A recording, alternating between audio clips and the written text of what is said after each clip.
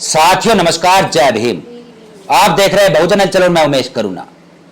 आज हम देखते हैं कि भारत के अंदर सबसे ज्यादा मध्य प्रदेश के अंदर तंत्र विद्या, पाखंडवाद, कर्मकांड व पाखंडी बाबा पाए जाते हैं। यानी मध्य प्रदेश एक पाखंड राज्य बन चुका है। चाहे उसमें छतरपुर का बागेश्वर धाम का गढ़ हो, चाहे उसके अंदर और भी ऐसे कर्मकांडी बाबा, पोंगा पंडित जो कथा की दुकानें चलाते हैं, ऐसे बाबाओं का गढ़ हो।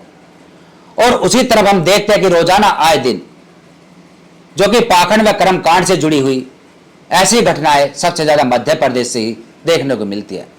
और आज उसी छतरपुर से एक ऐसी घटना सामने आई है जो कि झकझोर देती है और एक ऐसा सवाल खड़ा करती है कि आज के समय में भी लोग पाखंड की चपेट में कितने ज्यादा फंसते जा रहे हैं। जिसमें भी हाल फिलहाल में एक ऐसी घटना सामने आई जिसमें तंत्र विद्या को लेकर, यानी तांत्रिक विद्याओं को लेकर एक बेटी को 15 दिनों तक तांत्रिकों के चक्कर काटते रहे परिजन। और आखिरकार जब बेटी की तबीयत ज्यादा बिगड़ गई तो उस बेटी को अस्पताल में रेफर किया गया, यानी तांत्रिक विद्या भी वहां फेल हो गई। इस पर सवाल खड़े किए जा रहे हैं। हम आपको बताएं ताजा मामला जो कि छतरपुर में बताया जा रहा है कि 15 दिन तक एक बीमार बेटी का कराते रहे झाड़ फूंक, जो कि छतरपुर में तांत्रिक के पास जाते ही लड़की के हालात बिगड़े और अस्पताल में उसको रेफर किया गया और आज उसकी हालत गंभीर बनी हुई है। आपको पूरा मामला बताते हैं कि छतरपुर जिले के बमीठा थाना क्षेत्र के ग्राम सूरजपुर में अंधविश्वास का एक गंभीर मामला सामने आया है। यहाँ एक 18 वर्षीय युवती के बीमार होने पर परिजनों ने उसे 15 दिनों तक अस्पताल ले जाने की बजाय तांत्रिकों से झाड़ फूंक और तंत्र मंत्र के सहारे उसका इलाज कराया। हालत बेहद गंभीर होने पर आखिरकार उसे जिला अस्पताल में भर्ती कराया गया, जहां डॉक्टर ने उसकी स्थिति चिंताजनक बताई है। और जानकारी के अनुसार रजपुरा निवासी 18 वर्षीय सीमा सिंह पिछले करीब 15 दिनों से बीमार चल रही थी। परिजनों ने बताया कि शुरुआत में उसे पेट दर्द और सामान्य कमजोरी की शिकायत थी। समय के साथ उसकी हालत बिगड़ती गई, लेकिन बीमारी का डॉक्टरी इलाज कराने के बजाय परिवार वाले इसे कथित प्रेम बाधा और नकारात्मक शक्ति का प्रभाव समझ बैठे। वहीं ब्रजपुरा और चंद्रग्राम के तांत्रिकों के चक्कर काटते रहे। सीमा की मां गेंदा रानी ने बताया कि बेटी की तबीयत खराब होने पर उन्होंने ब्रजपुरा व चंद्रनगर सहित कई अन्य जगहों पर तांत्रिकों और झाड़ फूंक करने वालों को दिखाया। घर की नकारात्मक शक्तियों को दूर करने के लिए लगातार पूजा पाठ और तांत्रिक अनुष्ठान भी कराए, लेकिन इन सबसे सीमा के स्वास्थ्य में कोई सुधार नहीं हुआ, बल्कि स्वास्थ्य और बिगड़ता गया। तांत्रिक के पास जाते समय रास्ते में तबीयत इतनी बिगड़ गई कि परिजनों के अनुसार हाल ही में किसी व्यक्ति ने दावा किया कि सीमा को तंत्र मंत्र के जरिए कुछ खिला दिया गया है और वह एक विशेष क्रिया से उसे पूरी तरह ठीक कर देगा। इसी अंधविश्वास में परिजन सीमा को लेकर गुलगंज की ओर जा रहे थे, तभी रास्ते में उसकी तबीयत अचानक बहुत ज्यादा बिगड़ गई। इसके बाद घबराए परिजन उसे तत्काल गुलगंज अस्पताल ले पहुंचे। वहां डॉक्टरों ने प्राथमिक उपचार के बाद युवती की गंभीर स्थिति को देखते हुए छतरपुर जिला अस्पताल रेफर कर दिया। वर्तमान में युवती जिला अस्पताल में भर्ती है और चिकित्सकों की सघन निगरानी में उसका इलाज चल रहा है। हम आपको बताया कि कोई पहला मामला नहीं है। इससे पहले भी यदि आप पड़ताल करेंगे, इंटरनेट पर सर्च करेंगे, तो सबसे ज्यादा मध्य प्रदेश में ही ऐसी घटनाएं सामने आई है।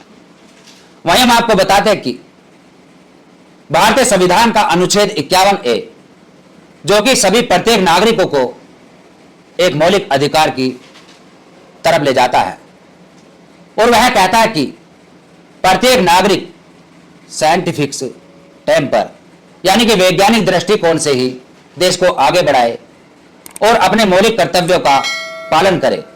यह प्रत्येक नागरिक की जिम्मेदारी बनती है। यहां पर यह नहीं कि आंखें बंद कर कर देखते रहे, क्योंकि ऐसी दुकानें तभी उत्पन्न होती है, तभी बढ़ती है जब हम उनका विरोध नहीं करते। यदि आपके मोहल्ले पड़ोस में, आपके गांव में, आपके शहर में इस प्रकार की दुकानें चल रही है जहां पर पाखंड बेचा जा रहा है, जहां पर ऐसे तांत्रिक, ऐसे पोंगा पंडित जो कि महिलाओं को फुसला लेते हैं, महिलाएं उनके चपेट में आ जाती है।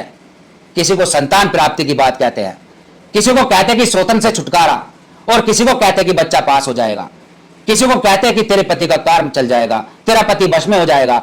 जो इस प्रकार के दावे करते हैं उनको सबक सिखाना चाहिए, और ये प्रत्येक नागरिक की ड्यूटी है कि अपने कर्तव्यों का पालन करे, जो संविधान का अनुच्छेद 51A भी कहता है कि भारत को यदि हमें आगे बढ़ाना है तो हमें शिक्षा को लेकर और साइंटिफिक टेम्पर को लेकर ही आगे बढ़ सकते हैं।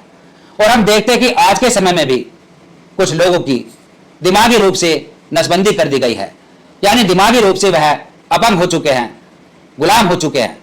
यह सब कुछ होते हुए भी वह अभी भी सबक नहीं सीखते। इससे पहले देखा गया था कि एक बेटी को ट्यूशन देने के जरिए, यानी कहता था कि इसका दिमाग तेज हो जाएगा, यह बेटी परीक्षा में बहुत ज्यादा नंबर लाएगी, तो उसके जरिए उसके घर पर आता था एक तांत्रिक, और उस बेटी के साथ गलत काम उसने जब किया तब घर वालों को याद आया, तब उनको पता चला कि कोई तंत्र विद्या नहीं होती है। यदि दिमागी रूप से बच्चे को तैयार करना था, तेज करना था, तो ऐसे टॉनिक, ऐसी दवाइयां आती है, अच्छे से अच्छे डॉक्टर को दिखाया जा सकता था, लेकिन उन्हें एक तांत्रिक मिला। यानी शॉर्टकट रास्ता अपनाने की वजह से अपने बच्चों का कैरियर, अपने बच्चों की जिंदगी खराब करते दिखते हैं। तो इसी से सबक सीख लेना चाहिए कि इस प्रकार से देश का भला नहीं होगा। और आज खासतौर पर महिलाओं को सचेत हो जाना चाहिए कि ऐसे पोंगा पंडित, ऐसे तांत्रिकों से बचकर रहे, इनके पास कुछ नहीं होता है। बस केवल आपको अपनी बुद्धि का प्रयोग करना है और संविधान के अनुच्छेद 51A का पालन करना है। यह प्रत्येक नागरिक की ड्यूटी है। यदि कहीं भी ऐसी दुकानें, ऐसी पाखंड का साम्राज्य देखे तो उसका पुरजोर पड़ा विरोध करे, उसको पनपने ना दे, वरना उसमें आपके बच्चे भी कल चपेट मार सकते हैं। आज हम देखते हैं देश के अंदर बलात्कारों की जो संख्या बढ़ रही है, उसका कहीं ना कहीं जिम्मेदारी तंत्र विद्या, ये पाखंड ही है। क्योंकि लोग सोचते हैं कि अपना बचाव करने के लिए या अपनी बेटियों की रक्षा करने के लिए ये शक्तियां काम आएंगी, ये तंत्र विद्या काम आएगी, ये पूजा पाठ कर्मकांड काम आएगा, लेकिन कोई काम नहीं आता। यदि सबसे ऊपर इस देश के अंदर है तो वह है भारत का संविधान, और संविधान के सभी अनुच्छेदों ने हमारी रक्षा करने के लिए हमें एक, कह सकते हैं, कवच दिया है, एक ढाल दी है। यदि हम उनको पढ़े और अपने बच्चों को समझाए कि कौन सा अनुच्छेद कहाँ काम करता है, जैसे कि हमने बताया कि आर्टिकल 19 जो कि हमें बोलने की स्वतंत्रता देता है, और आर्टिकल 51A जो कि हमें वैज्ञानिक दृष्टिकोण से जोड़ने की इजाजत देता है, यानी कहीं घबराने की जरूरत नहीं है। यदि आप बोल रहे हैं, मुखर बोल रहे हैं और सच्चाई पर बोल रहे हैं, तो आपको चुप रहने की जरूरत नहीं। यदि आप पाखंड का विरोध कर रहे हैं, कर्मकांड का विरोध कर रहे हैं, तो आपकी ढाल है संविधान का अनुच्छेद 51A।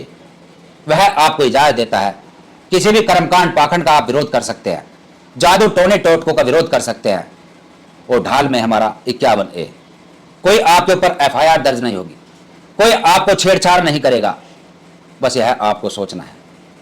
इस पूरे विश्लेषण पर आपका क्या कहना है? हम आपके सामने इस प्रकार की खबर लेकर आते रहेंगे। देखते रहिए बहुजन हलचल। फिर मिलेंगे एक ऐसी खबर के साथ।